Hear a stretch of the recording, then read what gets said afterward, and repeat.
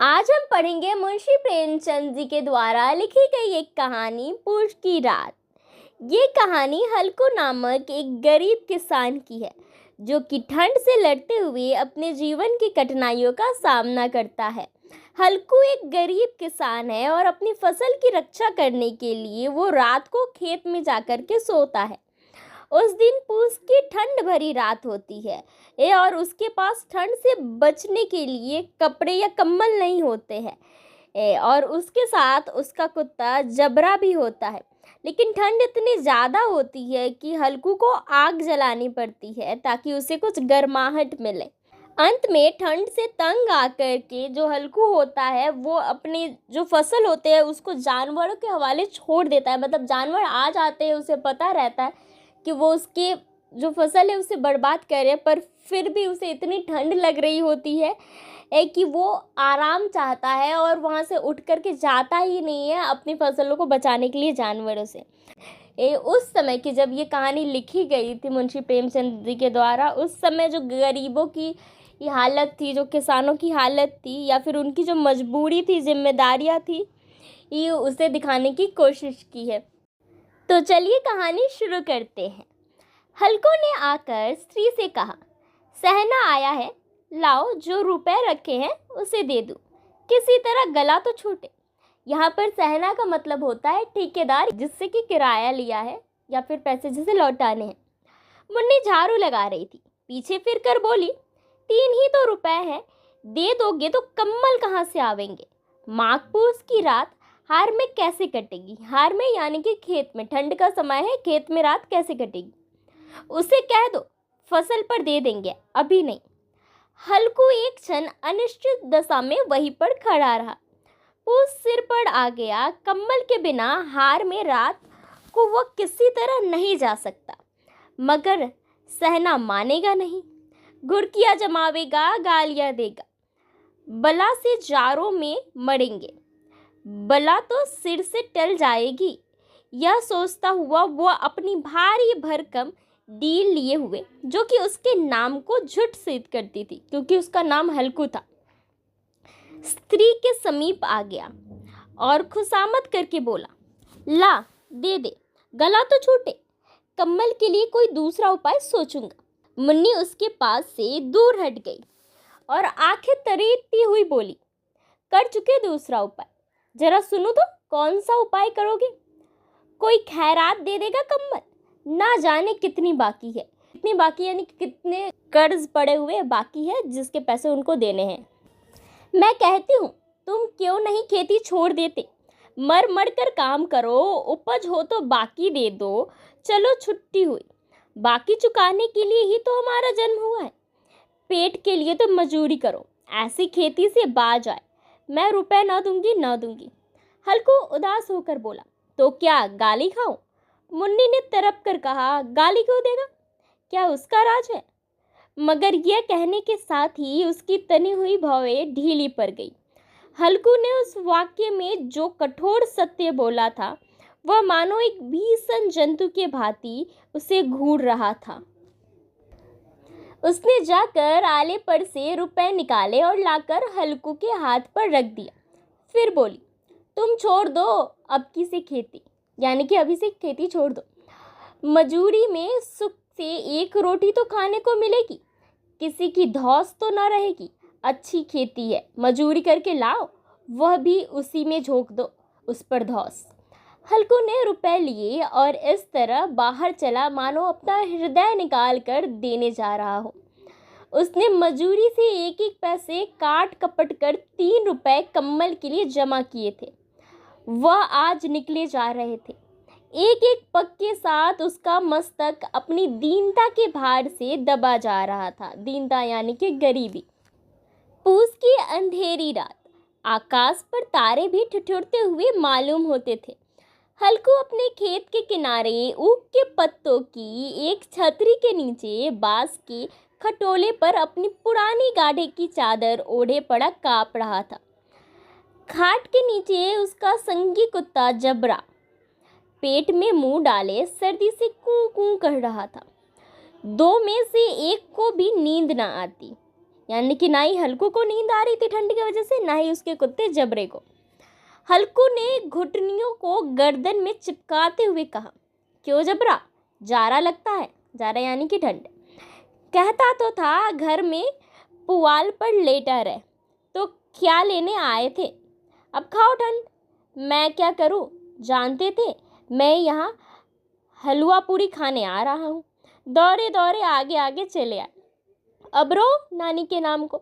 जबरा ने पड़े पड़े दुम हिलाई और अपनी कू कू को दीर्घ बनाते हुए एक बार जम्हाई लेकर चुप हो गया। उसकी स्वान बुद्धि ने शायद ताड़ लिया, स्वामी को मेरी कूकू से नींद नहीं आ रही है। हल्कू ने हाथ निकालकर जबरा की ठंडी पीठ पर सहलाते हुए कहा, कल से मत आना मेरे साथ, नहीं तो ठंडे हो जाओगे। यह पछुआ न जाने कहाँ से बर्फ लिए आ रही है। पछुआ यानी कि पश्चिम से आने वाली ठंडी हवाएं। उठो फिर एक चिल्लम भरो, किसी तरह रात तो कटे। 8 चिल्लम तो पी चुका। यह खेती का मजा है।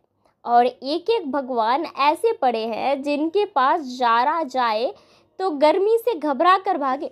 मोटे मोटे गद्दे, लिहाफ, कम्बल, मजाल है जारे का गुजर हो जाए। तकदीर की खूबी, मजूरी हम करें, मजा दूसरे लूटे। हल्कू उठा, गड्ढे में से जरा सी आग निकालकर चिल्लम भरी। जबरा भी उठ बैठा। हल्कू ने चिल्लम पीते हुए कहा, पिएगा चिल्लम? जारा तो क्या जाता है, जरा मन बदल जाता है। जबरा ने उसके मुंह की ओर प्रेम से छलकती हुई आंखों से देखा। हल्कू आज और जारा खा ले, कल से मैं यहाँ पुआल बिछा दूंगा, उसी में घुसकर बैठना, तब जारा ना लगेगा। जबरा ने अपने पंजे उसकी घुटनियों पर रख दिए और उसके मुंह के पास अपना मुंह ले आया। हल्कू को उसकी गर्म सांस लगी। चिल्लम पीकर हल्कू फिर लेटा और निश्चय करके लेटा कि चाहे कुछ भी हो जाए अब सो जाएगा। पर एक ही क्षण में उसके हृदय में कंपन होने लगा। कभी इस करवट लेता, कभी उस करवट, पर जारा किसी पिशाच की भांति उसकी छाती को दबाए हुए था। जब किसी तरह ना रह गया तो उसने जबरा को धीरे से उठाया और उसके सिर को थपथपाकर उसे अपनी गोद में सुला लिया। कुत्ते की देह से जाने कैसी दुर्गंध आ रही थी, पर वह उसे अपनी गोद में चिपटाए हुए ऐसे सुख का अनुभव कर रहा था जो इधर महीनों से उसे न मिला था। जबरा शायद यह समझ रहा था कि स्वर्ग यही है, यानी कि उसके जो कुत्ता था उसको बहुत अच्छा लग रहा था अपने मालिक के गोद में सोकर। और हल्कू की पवित्र आत्मा में तो उस कुत्ते के प्रति घृणा की गंध तक न थी। अपने किसी अभिन्न मित्र या भाई को भी वह इतनी ही तत्परता से गले लगाता। वह अपनी दीनता से आहत न था जिसने आज उसे इस दशा में पहुंचा दिया, ना ही इस अनोखी मैत्री ने जिसने उसकी आत्मा के सब द्वार खोल दिए थे। उनका एक एक अणु प्रकाश से चमक रहा था। सहसा जबरा ने किसी जानवर की आहट पाई। इस विशेष आत्मीयता से उसमें एक नई स्फूर्ति पैदा कर दी थी। जो हवा के ठंडे झोंके को भी तुच्छ समझती थी, वह झटपट कर उठा और छपरी से बाहर आकर भौंकने लगा। हल्कू ने उसे कई बार चुमकार कर बुलाया, पर वह उसके पास न आया। हार में चारों तरफ दौड़ दौड़ कर भूखता रहा। एक क्षण के लिए आ भी जाता तो तुरंत ही फिर दौड़ता। कर्तव्य उसके हृदय में अरमान की भांति ही उछल रहा था। 1 घंटा और गुजर गया। रात ने शीत की हवा से धकधकाना शुरू किया। हल्कू उठ बैठा और दोनों घुटने को छाती से मिलाकर सिर को उसमें छुपा लिया। फिर भी ठंड कम न हुई। ऐसा जान पड़ता था सारा रक्त जम गया है, धमनियों में रक्त की जगह हिम बह रहे हैं। उसने झुककर आकाश की ओर देखा। अभी कितनी रात बाकी है। सप्तर्षि अभी आकाश में आधे भी नहीं चढ़े, ऊपर आ जाएंगे तब कहीं सवेरा होगा। अभी पहर से ऊपर रात है। हल्कू ने खेत से कोई एक गोली के टप्पे पर आमों का एक बाग था। पतझड़ शुरू हो गई थी। बाग में पत्तियों का ढेर लगा हुआ था। हल्कू ने सोचा, चलकर पत्तियां बिटोरकर उन्हें जलाकर खूब तापूंगा। रात को कोई मुझे पत्तियां बटोरते देखे ये तो समझे कोई भूत है, कौन जाने कोई जानवर ही छुपा बैठा हो। मगर अब तो बैठा नहीं जा रहा। उसने पास के अरहर के खेत में जाकर कई पौधे उखाड़ लिए और उनका एक झाड़ू बनाकर हाथ में सुलगाता हुआ उपला लिए बगीचे की तरफ चला। जबरा ने उसे आते देखा तो पास आया और दुम हिलाने लगा। हल्कू ने कहा, अब तो नहीं रहा जाता जबरू, चलो बगीचे में पत्तियां बटोर कर तापे, तो फिर आकर सोएंगे, अभी तो बहुत रात है। जबरा ने कू कू कर कर सहमति प्रकट की और आगे आगे बगीचे की ओर चला। बगीचे में खूब अंधेरा छाया हुआ था और अंधकार में निर्दयी पवन पत्तियों को कुचलता हुआ चला जाता था। वृक्षों से ओस की बूंदें टप टप नीचे टपक रही थी। एकाएक एक झोंका मेहंदी के फूलों की खुशबू लिए आया। हल्कू ने कहा, कैसी अच्छी महक आई जबरू, तुम्हारी नाक में भी तो सुगंध आ रही है। जबरा को कहीं जमीन पर एक हड्डी पड़ी मिल गई थी, उससे चिचोड़ रहा था। हल्कू ने आग जमीन पर रख दी और पत्तियां बटोरने लगा। जरा देर में पत्तियों का ढेर लग गया। हाथ ठिठुरे जाते थे, ये नंगे पांव गले जाते थे और वह पत्तियों का पहाड़ खड़ा कर रहा था। इसी अलाव में वह ठंड को जलाकर भस्म कर देगा। थोड़ी देर में अलाव जल उठा। उसकी लौ ऊपर वाले वृक्ष की पत्तियों को छू छू कर भागने लगी। उस अस्थिर प्रकाश में बगीचे के विशाल वृक्ष ऐसे मालूम होते थे मानो उस अथाह अंधकार को अपने सिरों पर संभाले हुए हो। अंधकार के उस अनंत सागर में यह प्रकाश एक नौका के समान हिलता मचलता हुआ जान पड़ता था। हल्कू अलाव के सामने बैठा आग ताप रहा था। एक क्षण में उसने दोहर उतारकर बगल में दबा ली, दोनों पांव फैला दिए मानो ठंड को ललकार रहा हो। तेरे जी में जो आए सो कर। ठंड की असीम शक्ति पर विजय पाकर वह विजय गर्व को हृदय में छिपा न सकता था। उसने जबरा से कहा, क्यों जब्बर, अब ठंड नहीं लग रही है? जब्बर ने कू कू करके मानो कहा, अब क्या ठंड लगती ही रहेगी? पहले से यह उपाय न सूझा? नहीं, इतनी ठंड क्यों खाते? जब्बर ने पूछ हिलाई। अच्छा आओ इस अलाव को कूद कर पार करें, देखे कौन निकल जाता है। अगर जल गया बच्चा तो मैं दवा न कराऊंगा। जब्बर ने उस अग्नि राशि की ओर कतार नेत्रों से देखा। मुन्ने से कल ना कह देना, नहीं तो लड़ाई करेगी। यह कहता हुआ वो उछला और अलाव के ऊपर से साफ निकल गया। पैरों में जरा लपट लगी पर वह कोई बात न थी। जबरा आग के गिर्द घूमकर उसके पास आ खड़ा हुआ। हल्कू ने कहा, चलो चलो, इसकी सही नहीं, ऊपर से कूद कर आओ। वह फिर कूदा और अलाव के इस पार आ गया। पत्तियां जल चुकी थी। बगीचे में फिर अंधेरा छा गया था। राख के नीचे कुछ कुछ आग बाकी थी, जो हवा के झोंके आने जाने पर जरा जग उठती थी, पर एक क्षण में फिर आंखें बंद कर लेती थी। हल्कू ने फिर चादर ओढ़ ली और गर्म राख के पास बैठा हुआ एक गीत गुनगुनाने लगा। उसके बदन में गर्मी आ गई थी, पर जो जो शीत बढ़ती जाती उसे आलस्य दबाए लेता था।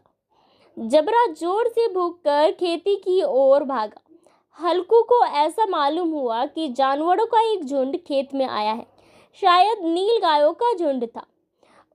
उसकी कूदने दौड़ने की आवाजें साफ कान में आ रही थी। फिर ऐसा मालूम हुआ कि खेत में चर रही है। उसके चबाने की आवाज़ चर चर सुनाई देने लगी। उसने दिल में कहा, नहीं, जबरा के होते हुए जानवर खेत में नहीं आ सकते। नोच ही डाले, मुझे भ्रम हो रहा है। कहा, अब तो कुछ नहीं सुनाई देता। मुझे भी कैसा धोखा हुआ। उसने जोर से आवाज़ लगाई, जबरा जबरा। जबरा भूखता रहा, उसके पास न आया। फिर खेत में चरे जाने की आहट मिले। अब वह अपने आप को धोखे में नहीं रख सकता था। उसे अपनी जगह से हिलना जहर लग रहा था। कैसा दंदाया हुआ इस जारे पाले में खेत में जाना। जानवरों के पीछे दौड़ना असह्य जान पड़ा। वह अपनी जगह से न हिला। उसने जोर से आवाज लगाई, ली हो ली हो ली हो। जबरा फिर भौंक उठा।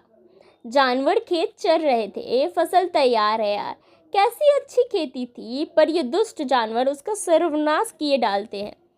हल्कू पक्का इरादा करके उठा और 2-3 कदम चला, पर एकाएक हवा का ऐसा ठंडा चुभने वाला बिच्छू के डंक सा झोंका लगा कि फिर भूजते हुए अलाव के पास आकर बैठ और राख को कुड़ेद कर अपनी ठंडी देह को गरमाने लगा। जबरा अपना गला फाड़ डालता था। नील गाय खेतों का सफाया किए डालती थी और हल्कू गर्म राख के पास शांत बैठा हुआ था।